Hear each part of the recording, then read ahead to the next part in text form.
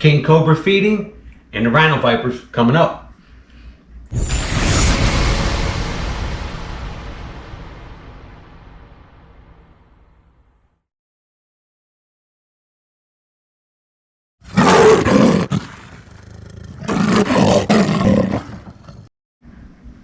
Hey, before we get started, I want to thank some of our loyal supporters. John Flatley, thank you so much, brother. Matthew Buck, Sean Highland, and of course, Sean Black.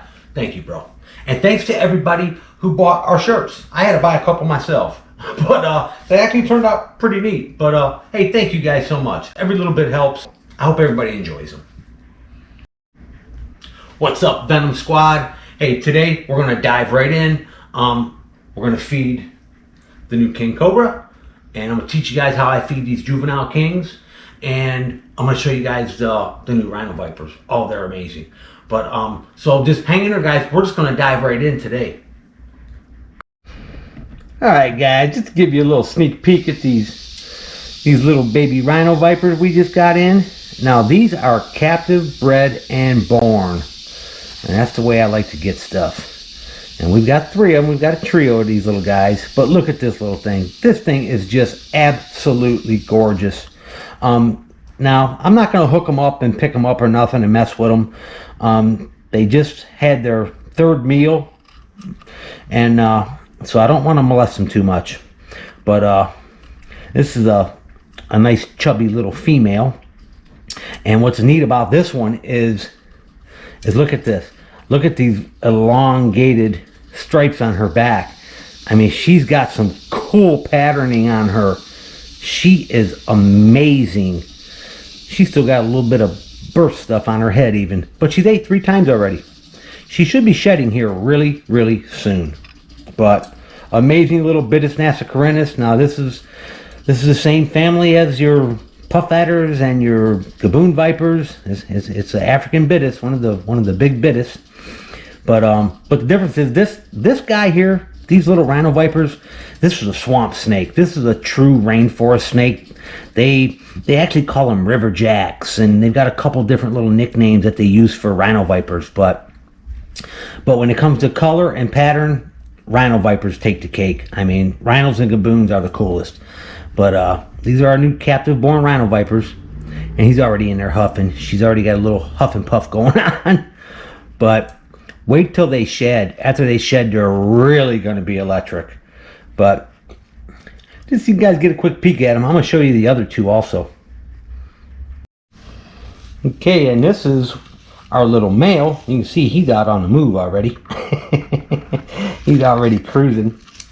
Look at this little chubby guy. Little chubsters, huh? They're eating. They're doing really, really well.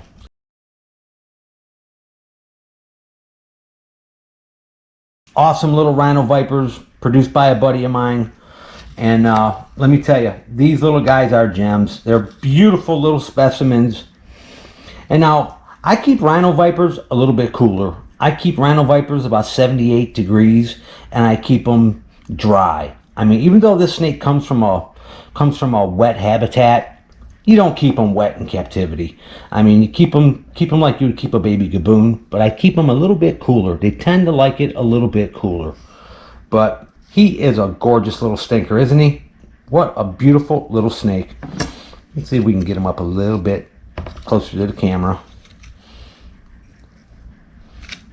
That's your little Bitis nasicarinus, little Rhino Viper. And these things grow incredibly fast also. They don't get quite as big as the gaboons, but they get, they're short, heavy-bodied, just a big, buffy snake. And look at the color on him. Oh, wait till he sheds. He is going to be just amazing. He has got red in him. He's got green in him. He's got this really, almost neon colors on him. He is going to be just utterly amazing.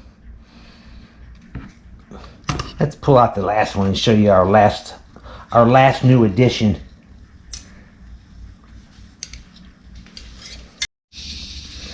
Alright guys, and for our last little baby Rhino Viper, let me pull that water bowl out of there and get a better look at him.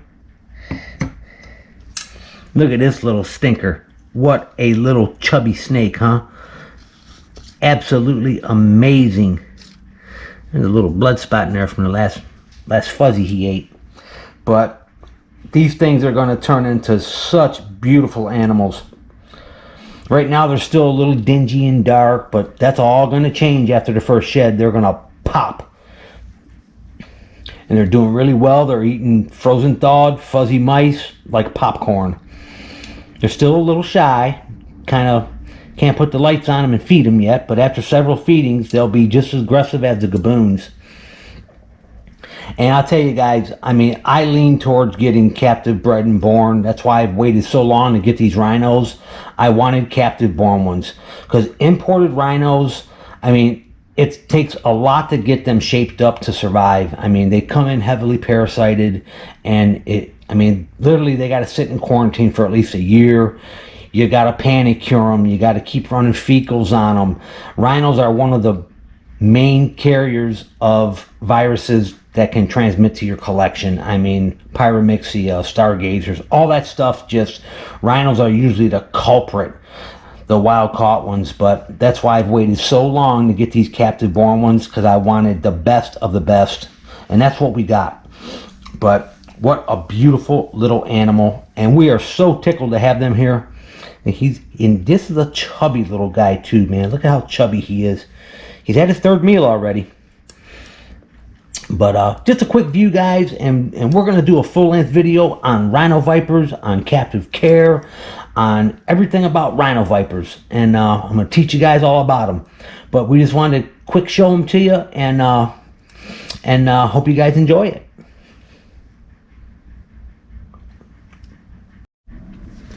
Okay, guys, and today we're going to feed our new king cobra, and he's a juvenile, and of course he's eating rodents, but I got a little process when I'm feeding young king cobras rodents.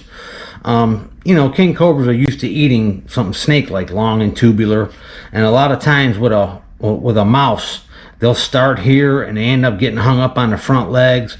So I kind of always clip them little front legs off, like so, really nice and neat, and I stretch that mouse out a little bit and just make him kind of long and tubular, you know. And what I do is just very gently just clip them off and stretch them out. And another little trick I do, because believe it or not, kings, when you're feeding them, especially the little ones, you know, they're used to eating one meal. And what I do, instead of trying to give him multiple, as soon as he's got one of these down, I hand him another one right away. So he's in that swallowing mode, you know. So I clip the tails off too. I know it seems a little bit silly, but believe it or not, they kind of get irritated by the damn tail. So, and the whole ideal of this, guys, is this.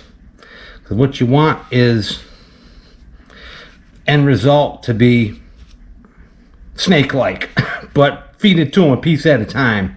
I do the same thing when I'm feeding king's turkey necks too. I give them small pieces, you know, in multiples, instead of one big piece. And turkey necks, you got to kind of break them up real good because they're really bony and they got a lot of jagged bones in them, and they're always shaped like a U. Got to break them up and make them pliable like a damn snake would be, you know. But I go ahead and clip them little guys right off of there. And that is what you want for your end result. So, and believe it or not, these little boogers right here, the little front legs, those are perfect for baby eyelash vipers. So I always save those. Nothing goes to waste over here at Venomcentral. Okay, guys, let's feed our little king cobra. Okay, and we can see he's up there in his hide box. Let's see if we can get his attention and lure him out here. Oh yeah, he's in there huffing and puffing. Here he comes. There you go, buddy. Take it down straight. Atta good boy. And we'll let him, he's gonna drag it right back in there. We'll let him take that one down, and he'll come out very quickly after he swallows that for his next one. He's already a vocal little guy. He's in there huffing and puffing. King cobras are one of the few snakes that actually are vocal. They growl like a damn dog when they get big. There he goes. He's got it lined up right now. This is the third time I've fed him already. First couple of times I wanted to do it really in the quiet with no lights on him, no cameras on him. We're just getting to know each other. And he's disappeared into his box. He's almost got it down. He'll be out for another one. We'll hand one right to him. And you can see he's up here ready to rock and roll. He swallowed that mouse in his hide box, and we're going to hand him another one. Yes, I know, Bubba. Come on. Just take your mouse. It's right there. There you go. Can you guys hear him? He is huffing and puffing. He's already a little pisser. And you're better off feeding these young kings multiple meals, smaller multiples. You know, king cobras period don't do good with a big meal where they got to stretch their heads out and their jaws out to swallow something. Like you're better off giving them small meals, but multiples, 2 or 3 at a time. They just do better with it. And just keep handing them to him, and he'll keep eating them. And the thing is, they got a fast metabolism, and they grow incredibly fast. I'll have this snake, I'll have him 8-10 foot by the time he's 2 years old. And he's already 4 foot. He's not even, well, he's just now a year old.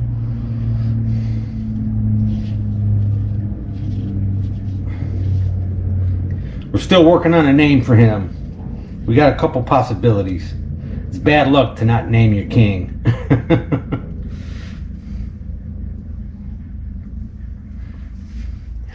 Don't watch me, dude. Just swallow your damn mouse.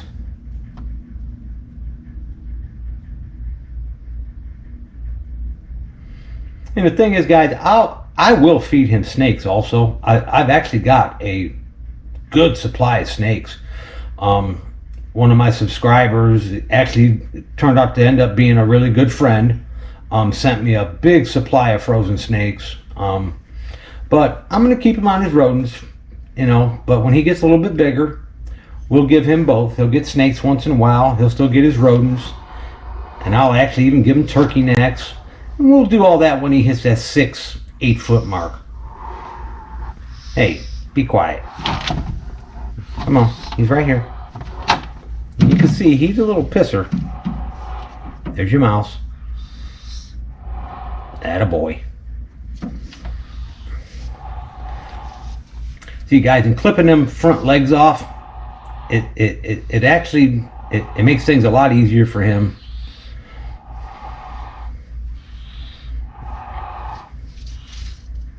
I mean, he can navigate them and eat them with the front legs. I just choose to do it. Things just go a lot smoother and faster. And the thing is, when they're eating rodents, the tails kind of piss them off a little bit because they don't quite get it, and they're swallowing and they still got something in their mouth. But I clip them tails off so I can just keep pushing the groceries to them, so there's not a time lapse in between feeding. So after he eats his first mouse, I give him the second one right away, and then the third one right away. And when they've got that long tail sticking out, it takes them a few minutes to get that tail down before you can hand them the next mouse. So I clip the tails off too.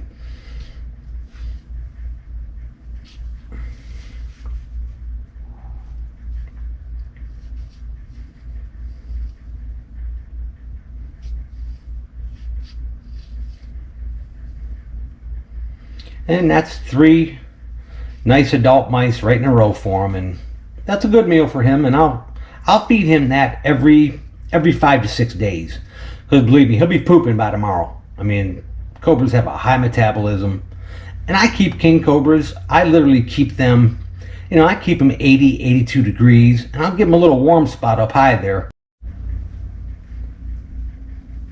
But I keep kings kind of warm, hot and steamy. They do good. I keep them about 80, 82 degrees. And he's got a little warm spot underneath that light. It's probably about 85. And we keep that for, 4 or 5 hours a day. He gets a chance to warm up if he wants to. Then he goes right back to his normal temps, 80, 82. But at nighttime, he gets a drop. He gets dropped to about 78 degrees at nighttime. That's just the way I've always kept kings, and all my kings have always thrived and done well. I mean, I had a king cobra for 20 years. 20 years. He just died of old age. And he was a beast. He was every bit of 14 foot. But we're going to turn this little guy into the 14 footer. Watch, he's going to swallow that mouse. He's going to come out here and show his ass here in a minute.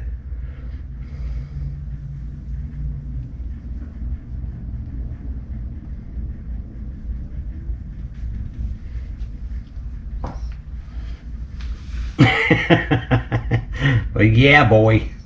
We know. You're the boss. You're the boss.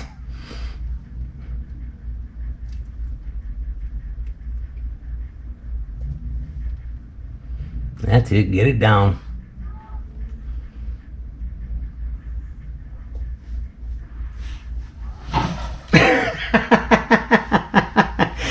He's looking at that camera like it's a big eye. Look at him.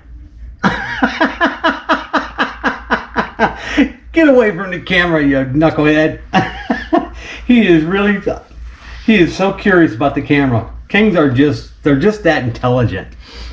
He eyeballed the camera, come into it like, what's that thing looking at me, huh? All right, buddy, you're done. Get back in your box and take a nap. Look, he's coming right back for it. And this is part of the fun with owning a king cobra, guys, because they're so curious and they're just, look at, he's gonna come back out like, all right, what are you doing now? They're curious and they're it's just a neat snake. I mean, you still got to give them the damn respect that they deserve because they can kill you, but it's fun to interact with them like this and study them and be able to see their behaviors. And believe me, he already knows who I am. I'm feeding him, I'm cleaning him, and he's on point. He ain't no dummy, I'll tell you that. All right, guys, we're going to move on.